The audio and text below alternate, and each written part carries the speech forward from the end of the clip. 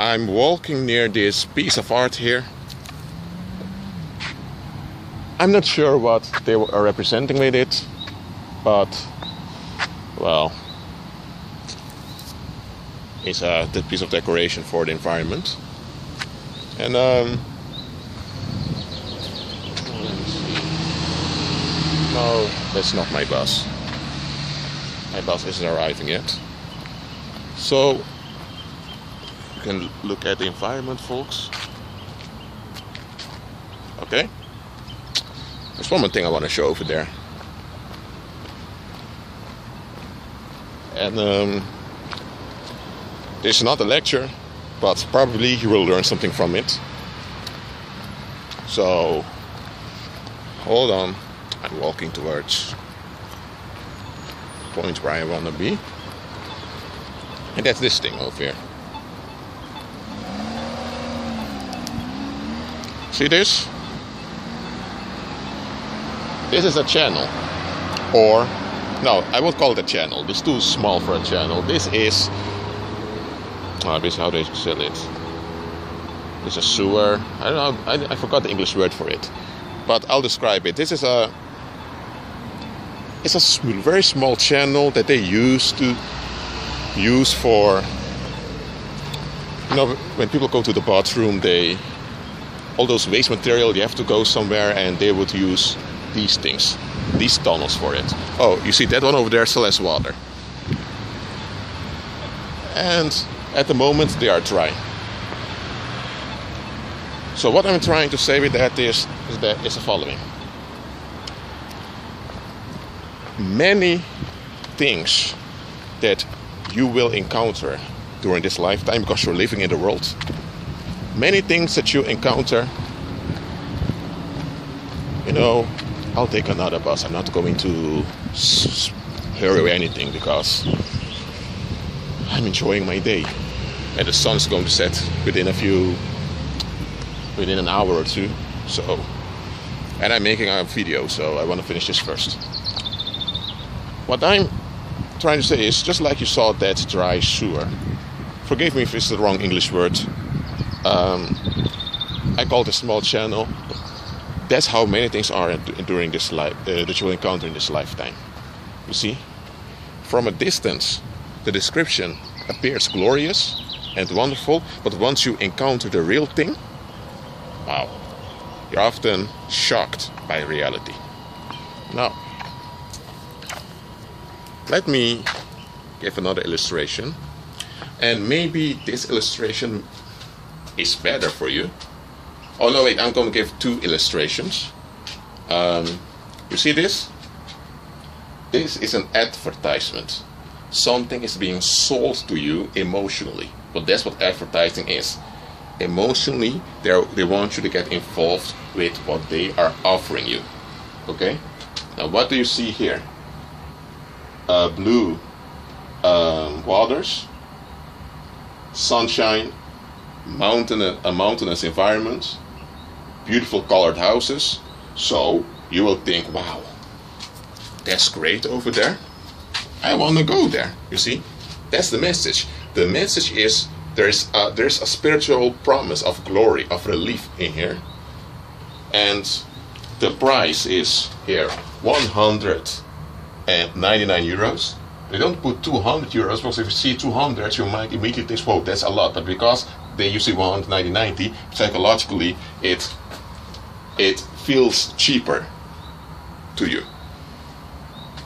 So that's a form of, that's how advertisement works. And often we desire stuff because those things were advertised to us. We were advertised that if we behave well, if we have good morals, then we will get far ahead in life. We were advertised that if you go to church every Sunday, that immediately then you will become blessed. Well, that's not found, never found in Scripture. We have been advertised that God does not care about you. Now, therefore, you need to become the God of your own life. You need to do things on your own.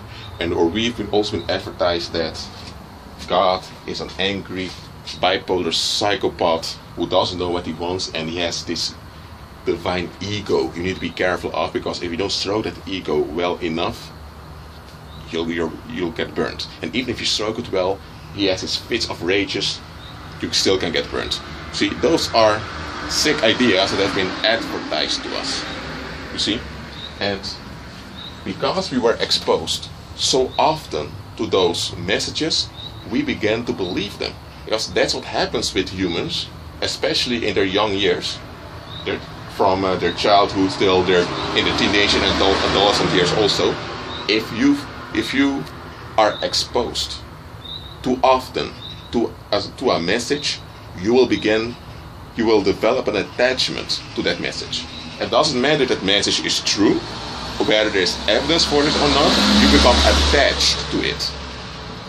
And when you are traumatized, whether mentally, emotionally, or physically, towards a message, then you will develop a traumatic bonding with that message.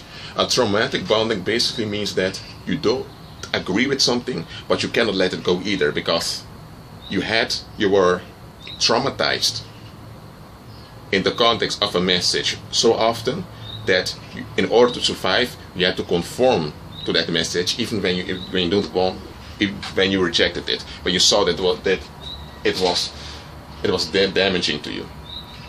And what happens is that often when people have traumatic bondings to certain ideas, they tend to become the advocates of those ideas, even when they know very well these ideas aren't true. Let me give an example. Someone who was mentally and emotionally abused by their environment, by their cousins, or by their parents, or by people at school, they may tend to join law enforcement, where violence is used to get people in order. Now hold on a minute. When you were vulnerable, when you couldn't defend yourself, others use violence upon you to advance their agenda. You see? And you knew very well that people didn't care about your well-being. And now you join law enforcement, you vow yourself spiritually to a book, to a law written by people who don't know you, a law that you are expected to enforce on others in spite of their well-being or not? Are you out of your mind? You see? But many people don't want to talk about traumatic bonding because, I hate to say this, but most of the social relationships and most of the social interactions, that includes most of the marriages, most of the families that are formed, they are stuck together not by love, not by mutual affection, but by traumatic bonding. Traumatic bonding is a very powerful tool that witches and wizards use. When you have a traumatic bonding towards something or towards someone, the only thing a wizard or witch has to do is they only have to speak certain words in a certain order, or they have to repeat certain words, and immediately something is stirred up in you. This tactic is used often, you see. For example, someone that grew up without a father. Now, that individual did suffer some damage because there was no stable male figure around, but that individual is now a grown-up and they are stable. However, during his or her childhood, there were certain traumatic events that were the result of not growing up with a stable father figure. Okay? With a stable father, I mean.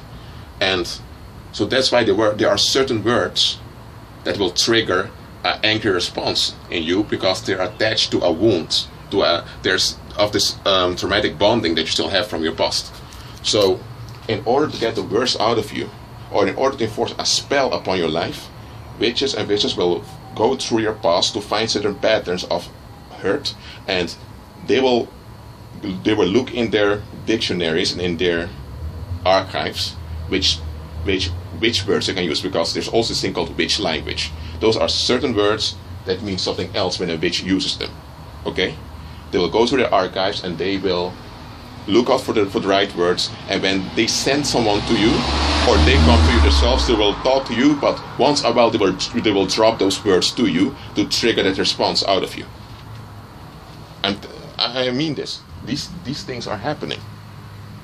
Haven't you ever noticed that there are some people, they have a normal interaction with you, but there's always this sense of accusation behind them. You always feel as if there's some accusation behind them, but they don't literally accuse you, but they always tend to find some blame with you. Okay, you always feel as if, for example, you went through a trouble, and of course maybe you did make a wrong decision and you acknowledge it, okay? Or maybe you didn't do any wrong decision, but talking with an individual, they are always looking for something you did wrong to kind of smite you emotionally. They don't do it openly, that you can realize, hold on a minute, what's wrong with you? But they do it covertly. See, that's the tactic of a witch, in order to enforce a spell upon you, okay? So you need to be aware of this.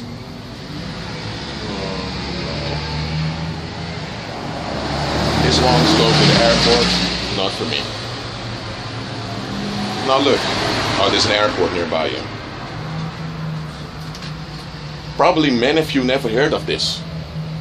Of which language, certain words that can use to trigger something new. There are words that can trigger sadness in you. There are words that can trigger rage in you. There are words that can trigger bad luck with you. That, you know, it doesn't have to be that you have had a hard childhood. It can also be that it can be anything traumatic you're bonded with. Even if you had a very safe childhood, everyone goes through traumatic experiences from time to time. And what witches often do is they try to find out where your weak spots are of your past, and they will build a profile of you, and they will make a shadow of you. And based upon that, they will try to find your triggers in order to trigger you. You will not be aware that they're triggering you. You will be just thinking, oh, it's me doing it, so it's my responsibility. No, they are triggering you. Okay? And this tactic is used in churches also. It's not from God. The Lord does not condone it. He does not agree with it. It's sinful. It goes against the book. Okay? Well, there's one thing I wanted to say. I wanted to use as a parable. I've talked about advertisement. Well, there's another thing I want to mention here. And look, I'm going to walk over there because the next bus is coming in about 19 minutes, so I still have some time. Hold on. I'm going to turn around soon so you can see me clearly, because it's a bit dark now with the sun behind me. Okay, hold on. Okay. I'm going to walk over there. Alright.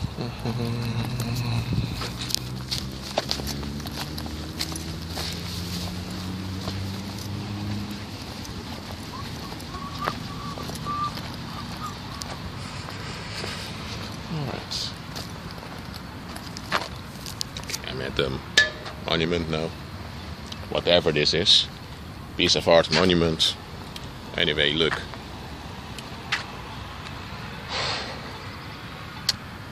Have you ever been to a graveyard?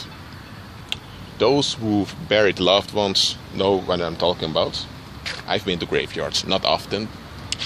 The thing is, graveyards are not attractive to me. Why aren't graveyards attractive to me? Simply, there is no life over there. Okay, this is how the regular common graveyards looks like. There is a path walking towards it. Often there's a forest around. You walk towards it, then you have the gates. You walk through open the gates. You have the building over there with the morgue, and then there you have a few paths, like in a national park, but then, no, let me say, like a garden but then smaller.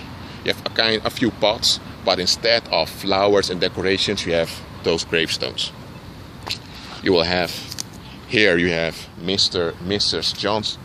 Johnson. She was married for 40 years, has 5 children. She died of cancer. Of course, you're not going to write upon the date she died of cancer. They'll, let me say, the body is in the ground, buried. There they place a stone, a monument of remembrance of the life that's no more. They place a name on it, the date that the person, the human was born, and the date the human passed away. And they place some nice text there to comfort those that are left behind, you know. And from time to time, someone comes by and throws some flowers. And watch this.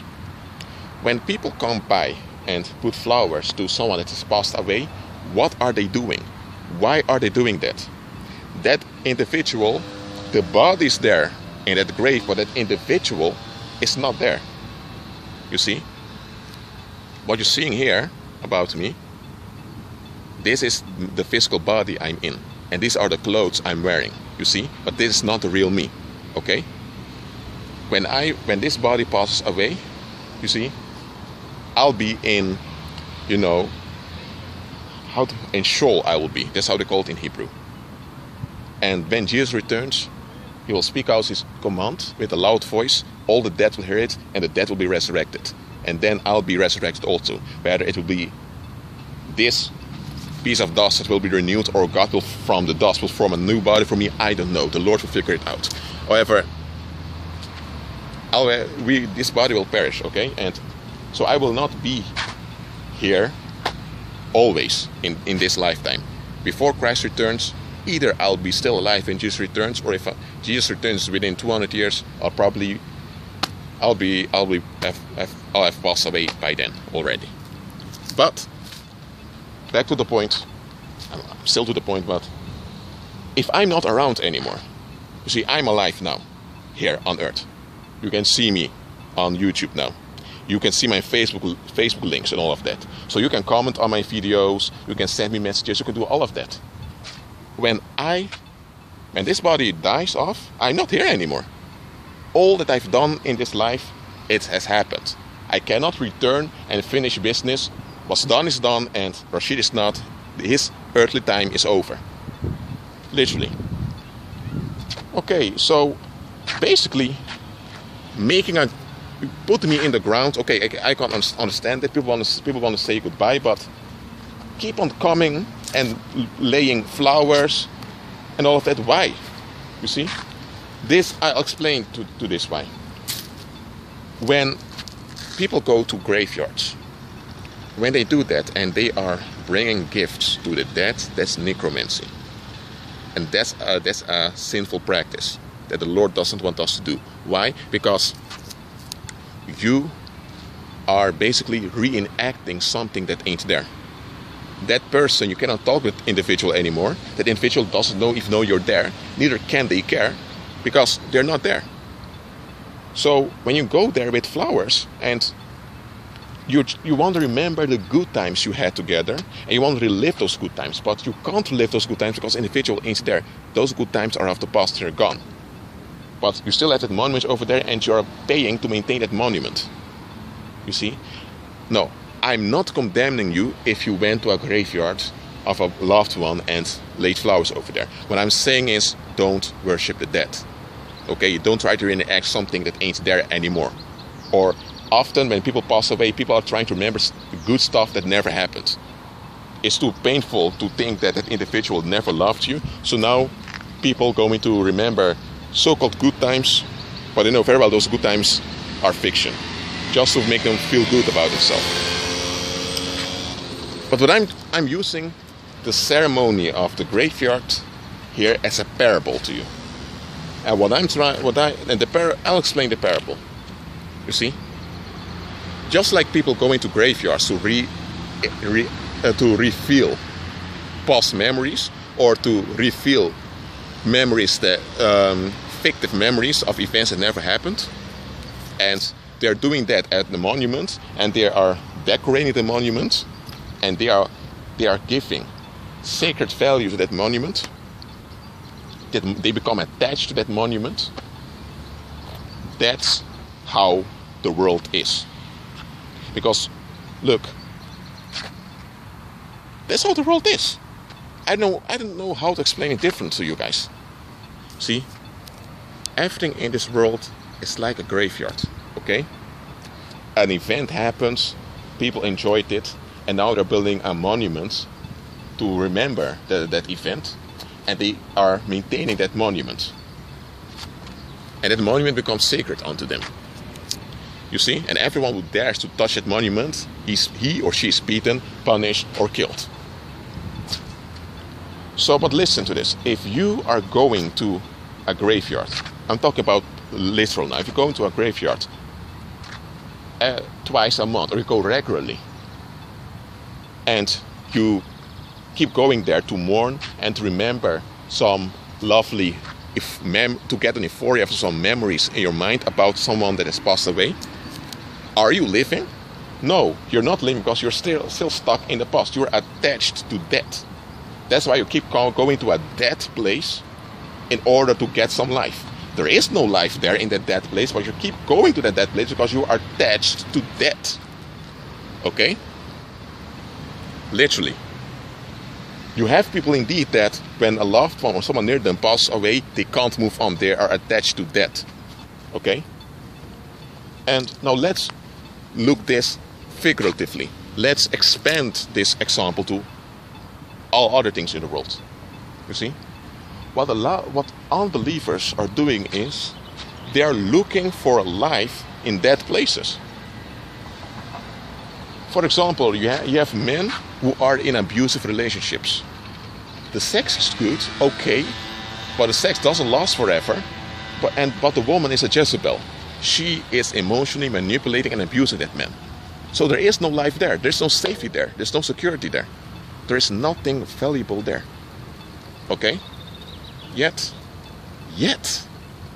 the guy just cannot give her up. The guy keeps accepting her excuses. He keeps on doing it. Why? He's attached to that. He can't move on. He has to go back over and over again. The other way around also, there are women also who are attached to dead relationships. They know that the guy is no good to them, or they know the guy is having other women around, the guy is abusing her.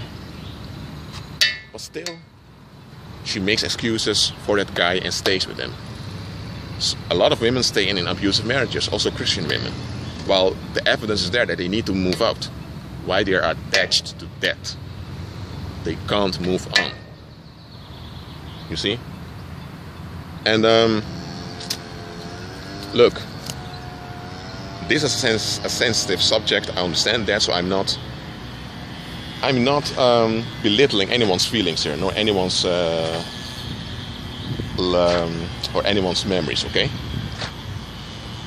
You need to realize that when you're attached to death, you are operating within a curse. You're operating under a spell. You see? And watch this. Those graveyards, they make money. They make money of people being attached to death. Okay? Yes, they do. You know, those relatives that are still alive have to pay yearly or monthly to preserve that grave. And this will go on for at least 150 years. You know, till the grandchildren. Then after the great-grandchildren, probably the graveyard doesn't exist anymore, or the people don't care anymore. So for at least 150 years or 70 years, the graveyard knows we will have an income by this grave over here. And isn't that what advertisement is all about? Is that what capitalism is all about? People having needs. They're looking for life somewhere where there is no life, but they become attached to that, therefore become addicted, and they keep coming back. And companies who are run by psychopaths, they gain power and influence by it, because money equals power and influence in the world. Look, I wasn't planning to make any lecture here, but this comes naturally out of me, so the Holy Spirit wanted me to talk about this. Look, if you have parents who are alive now, you know, you pray for them now, you send messages to them if they are far away and you can't speak with them directly. And if your parents are evil and wicked, okay, you still love them, but you stay away from them because they are dangerous. When you have a chance, you show a seed of love to them. But you have to remember, those people are not going to be here forever. You were not designed to be attached to your parents. Listen to what I'm saying. You were not designed to be attached to your parents. Neither were your parents designed to be attached to you. You were not designed to be attached to any other human being, nor to anything else in the creation. You were designed to be attached to the Most High, to the Lord Jesus Christ. Because He will never leave you nor forsake you, and only He can fulfill you. He is your peace. So when you try to replace Jesus with something else out of creation, you will always end up in that. You always will end up in basically a spiritual graveyard, under spell, addicted. You will be taken advantage of, and yeah, it's harmful. Okay. So look, I'm pro-life. I don't wish any harm on anyone. Absolutely not.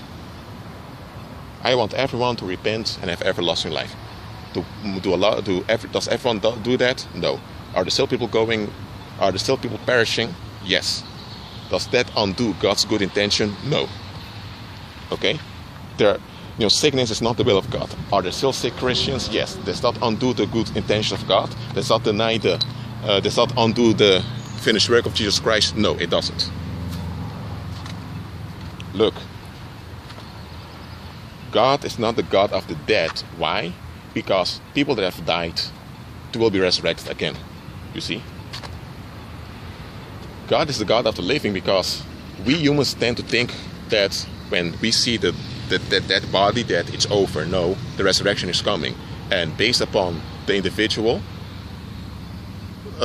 acceptance or rejection, that individual will either spend eternity in a new heaven, a new earth, or they will be in the lake of fire. Okay? But you need to understand the following also. Your relatives now, this is temporarily. Childhood is temporarily. A man had to have sex with a woman in order for a baby to come out. So someone had to sleep with that woman that gave birth to you, so you could be here. Okay? But however, this only temporarily. In eternity, there will be no age differences. There will be no mother-child and father-child relationships anymore. There will be no cousins, nephews, all of that anymore. Either you are a part of the kingdom of God, and you're all brothers and sisters of the same age, you see, or you belong to the other side. Everyone's also the same age from the resurrection, and they're damned forever, you see. So these temporary connections that you have in this life with relatives and sometimes with people you call friends, they are temporarily in nature. They're not things you should become attached to, because that's basically living in a dead place. No, it's not living in a dead place. Forgive me, I said it wrong. That's looking for life somewhere where there's no life. And it can feel good, but it's still dead, okay? Well, the sun is going down now, over there. The bus is arriving very soon, so I'll have to move on. Well, this video is already enough hour, I see. I'll go to the bus station, because I won't miss this bus also. Guys, what I said before, if this video pleases you, feel free to download it and use the information for the glory of God, if you desire. And remember, the resurrection is coming, so be focused upon that. You see, you need to view life from an eternity perspective. You see, often and I'm not condemning anyone here, because I used to do this also. We all do this. I often looked at life from self perspective, from my feelings perspective, from my convictions perspective, from my likes and dislikes perspective. No, you should view life from eternity's perspective, okay? Because whether you get married or not, whether you have children or not, whether you get a job you want or not, whether you get a hot lady or not, whether you get a handsome man or not, eventually all of that does not matter. It doesn't matter at all. You need to think about eternity. Because this life, it takes a while, but eventually it's gone. You see? This area you see around me here, like 200 years ago, this area here was a field of grass with forest.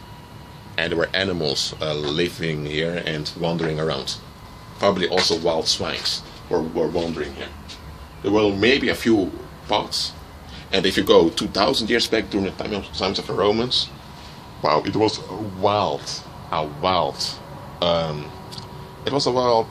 for swamp, basically, because this is a swamp landscape. Okay? But now, today, you have this hospital over here, you have the parking lot over there, you have this bus stop. So, because humans were born, they decided to build a village, and they've built more accommodations here. So now the landscape has changed for a while. But all these people that have built all of these, most of them are not alive anymore. Some of these roads were made maybe 50 years ago, 70 years ago, and those workers, construction workers, are dead now. Some of their children or grandchildren are even grown-ups in their middle ages now. So you need to understand also this landscape will change within the next 50 years probably. Okay? Now, what I'm trying to, you understand what I'm trying to say to you? Life, it takes a while. And often we get impatient when things don't happen in our time, but we need to remember, sooner or later, it's all over. Then you have the resurrection. And then you have eternity. Now, I'm not saying this to make you scared of, eternity. Am I going to hell or not? No. I'm not into scaring anyone. I'm not going to use hell as something to make you do things. I'm not into that manipulation. I'm not into that stuff, okay? When you're saved, when you're born again. Because if you're not born again, then absolutely everything you will do here in this life is basically useless because you're lost, okay? When you are born again, okay? You can't lose your salvation. You're secured and sealed by the Holy Spirit forever.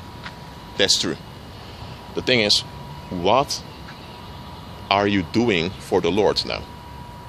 If you have a few kids and you take care of them to please God, then those kids will later tell their children and there's a community about your love for Christ, and at the resurrection you will see that not all your posterity was saved, but there are at least 500 people later in the future after you pass away that were touched by how you treated your children, and now they're saved and now they're there with you for all eternity in a new heaven and a new earth. Or maybe it's, a book you're writing or something else. I don't know. Maybe there's you need to think about that. Whenever you want to do something like a project, or you want to get an education, or you want to go on a holiday somewhere, whenever you want to do all of those things, think about eternity. Don't think, okay, if I do this, I'm going to have this enjoyment. I'm going to avoid that trouble. That's how we often think, from self perspective, from likes and dislikes perspective. We need to that needs to die off. Look from the perspective of eternity. Because when you begin to live with that perspective, things are going to make much better sense to you, and much of the drama that you encounter will also disappear. Because most of the drama, and let me say all the drama, it comes from self perspective and the likes and dislike perspective. Okay? Well, that being said, for now, guys, it's still 3 minutes till my bus arrives. Oh yes, it's 3 minutes still. Look, eventually everything that you do in this life will pass away anyway. Only what's done for Christ will last. Okay? In eternity, let me look for this. It has been, since Jesus went back, Jesus has returned back yet, it's been about 1970 years since Jesus left. Billions were born and billions died on earth since then. And in Europe, there were certain nations and kingdoms. Some kingdoms lasted for 400 years, some lasted for 600 years. There were nations that were powerful in Europe that now don't exist anymore. Do you really think that folks today care if such and such Christian from that era had his or her life together, if they had good manners or not? No. Because whether they had good manners or not did not end the existence of the creation. You understand what I'm saying?